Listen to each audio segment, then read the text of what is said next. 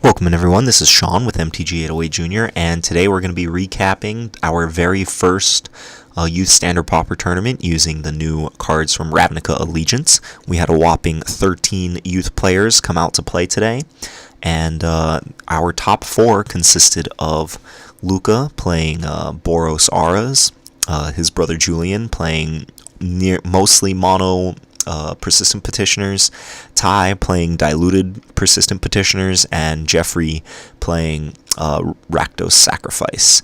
So we'll be going over their decks today. You can click in the links below to find the text version of all of their decks, but we are going to be hopping over here to Magic Arena to take a look at these 4 decks, as well as my extra special end boss deck that I used for them, and I'm gonna be recording a video with this deck. I'll probably be recording it tonight, probably post it pretty soon. Okay, so this is Jeffrey's red-black sacrifice deck.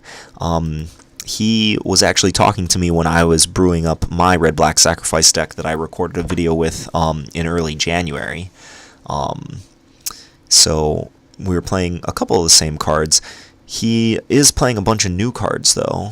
So, most notably, he's got Footlight Fiend, right? Just a cheap early beater that is good sacrifice fodder. Undercity Scavenger as an additional powerful 4-drop, and then Dead Revels to just keep the gas going. So he is playing a bunch of these cards instead of I told him he should probably be playing Blade Juggler, which I am very, very firm that he should probably be playing. And he's also notably not playing Doom Dissenter, which I think is very solid in this deck. But, I think that this deck is very good.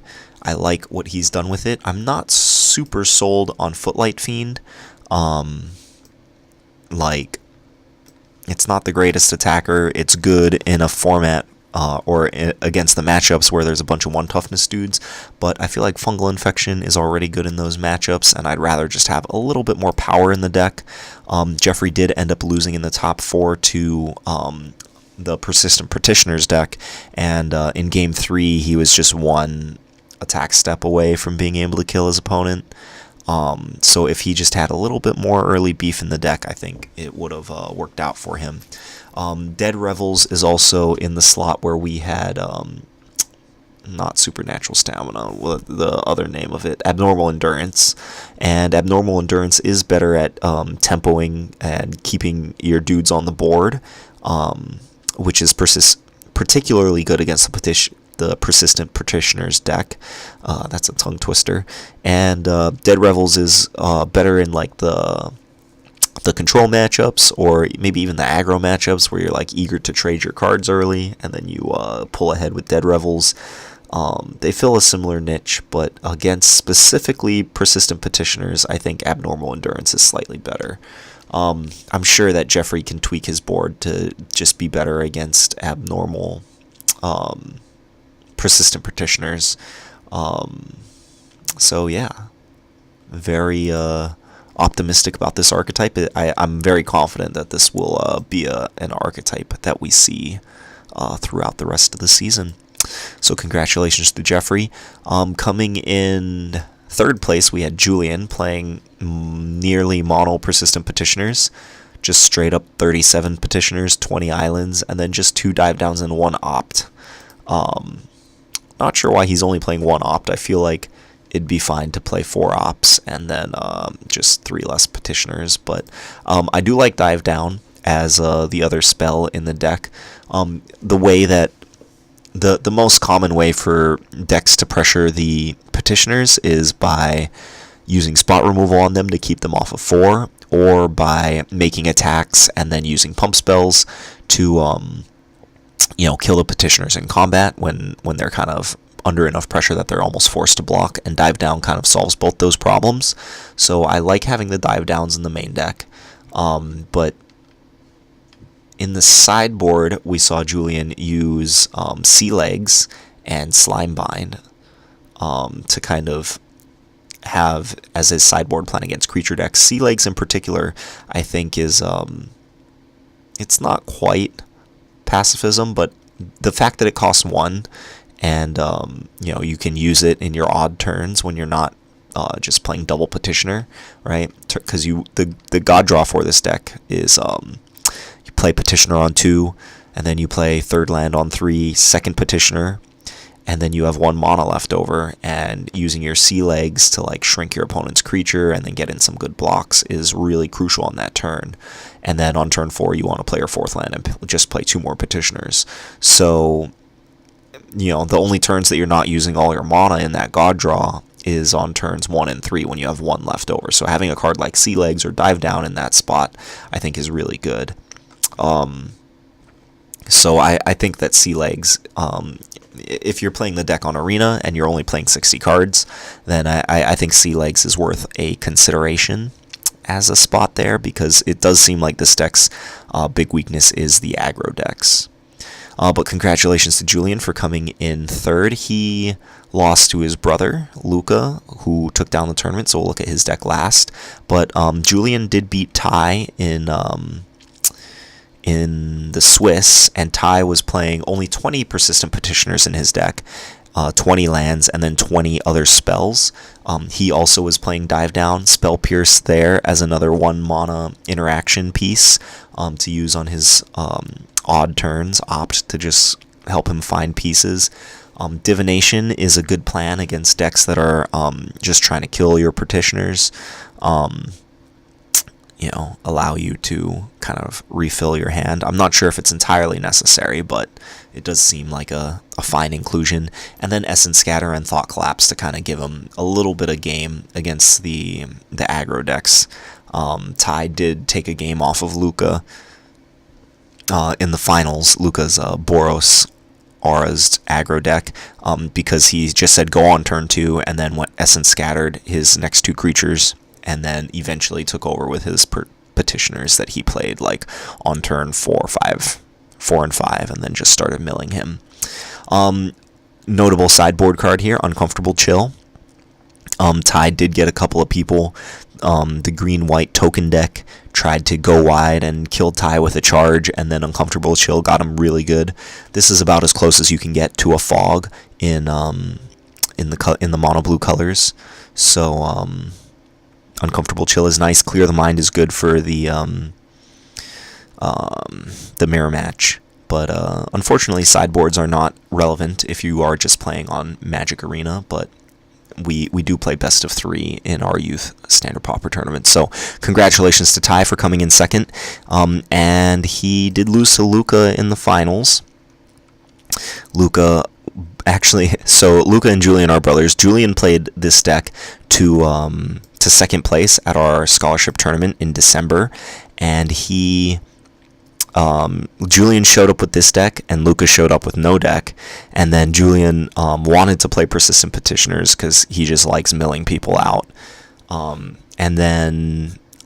Julian was able to borrow Persistent Petitioners deck from one of the club advisors, and then he let Luca use this deck. They played in the top 4, and Luca just crushes him. This deck is like designed to just beat the non-interactive decks, right? Julian would like play his god draw of turn 2 Petitioner, turn 3 Petitioner, turn 4 double Petitioner, and then just die, right? Mill you for 12, die before I untap. That happened to him 2 games against Luca in the top 4. So this deck, it just wants to play a 1 mana creature on 1, and then a way to pump it up on turn 2, and then just start attacking. And that's really good against Persistent Petitioners when they just have no removal to punish you for that. I think in game 1, of their match, Luca just went turn 1 Bird, turn 2 Knight's Pledge attack, turn 3 Bird Swashbuckling attack for 6, and Julian just conceded. And before I start getting comments on this video that Lightning Strike is an uncommon, yes, I know. We do allow downshifted rarities in our youth tournaments in real life. If you want to play this deck on Arena, I'm sure you'll have no problem finding a replacement for Lightning Strike. Adding more Moment of Triumphs to the deck is fine. Adding more Nightly Pledges, maybe even adding more creatures to the deck, I think is fine. But Yes, please don't comment and say that Lightning Strike is an uncommon. I know. So that was the winning deck. Very, very linear strategy. We see very linear focus strategies kind of being rewarded in this format, which brings me to the deck I played in the end boss match. I kind of brewed this deck up while I was recording some videos last night, playing the format a little bit, and my reasoning behind wanting to build this deck was that I wanted to play a control deck that had 2 mana removal that could trade with Persistent Petitioners, because Persistent Petitioner was by far the most common deck I played against in the 3 tournaments, or the Pauper events that I ran through Magic Arena last night. So I was like, okay, I want to build a control deck that has a 2 mana removal spell that can kill Persistent Petitioner, and Summary Judgment is the only one that I can think of, besides that 2 mana sorcery, deal 3 damage. And of course Lightning Strike if you are playing in real life, but if you're playing on Arena, you can't play Lightning Strike. So Summary Judgment, when I first evaluated this card, I said, oh, it's probably not going to see play because it's worse than Gideon's Reproach in a lot of situations. But the fact that Gideon's Reproach requires the creature to be attacking or blocking, whereas Summary Judgment just requires it to be tapped, means that Summary Judgment can hit Persistent Petitioners. So we're playing Summary Judgment, Essence Scatter, Cancel, Devious Cover-Up, and Law Mage's Binding and Capture Sphere. Unfortunately, Law Mage's Binding does not stop the second activated ability on Persistent Petitioners, since you have Law Mage's Binding on 1, they have 3 in play without Law Mage's Binding, they just activate the Mill 12 ability on the other one, and then tap the one under Law Mage's Binding. So Law Mage's Binding is not very good against Persistent Petitioners. However, it is just really good against other decks. So, that's our... Summary Judgment, Essence Scatter, Cancel, and Devious Cover-Up all trade 1-for-1 with Persistent Petitioners and Capture Sphere. And then we just have a boatload of card draw to run them out of the game and eventually win with Ill-Gotten Inheritance. So this deck, kind of the goal of this deck is to just blank our opponent's removal. Pretty much every deck plays ways to kill creatures, and this just strands those cards in their hand. And we just want to be able to not die, and eventually just draw enough cards that we hit an Ill-Gotten Inheritance and then just drain them out while we just keep drawing cards and keep answering their spells. So I did play this in the end boss match against Luca. It's an abnormally good matchup against him because he's so reliant on auras, which are very weak to my spot removal and Summary Judgment, Law Mage's Binding, and Captured Sphere. So I did win the end boss match. I am gonna take this deck through a queue. It might just be too fragile in a general format, but I do like the idea of playing a deck that just doesn't play any creatures. And so this is the first 3-color deck I've actually ever built in Standard Pauper, so our mana base is a little weird. We're playing Evolving Wilds just so that we have enough blue and white as well as black sources. You need about 10 black sources if you want to splash Ill-Gotten Inheritance. So we've got 5 Guild Gates that are black, 4 Evolving Wilds, and then 1 Swamp as our... to make 10 black sources. And then we're a little under on our sources to consistently cast Cancel.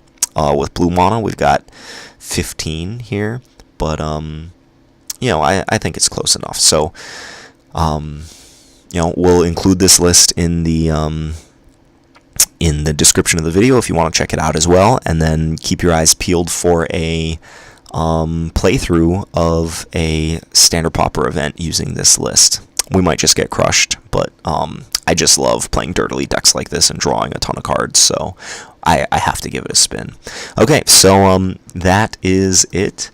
Last but not least, if you want to support what we do here at MTG808 Junior, of course we make Standard Pauper content on the web, but our primary focus is creating youth magic opportunities here on Oahu. It is a wonderful project where we get to network with a number of school clubs, a number of local game stores, and a number of awesome people in the local magic community. And we all work together to create awesome opportunities for kids to play magic locally here.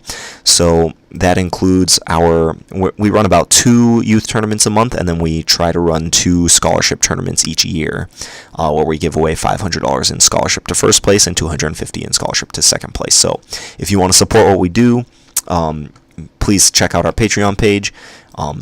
Any amount that you are able to contribute will be a big help. We are 100% Patreon funded, so and volunteer funded, I guess. So please consider becoming a patron.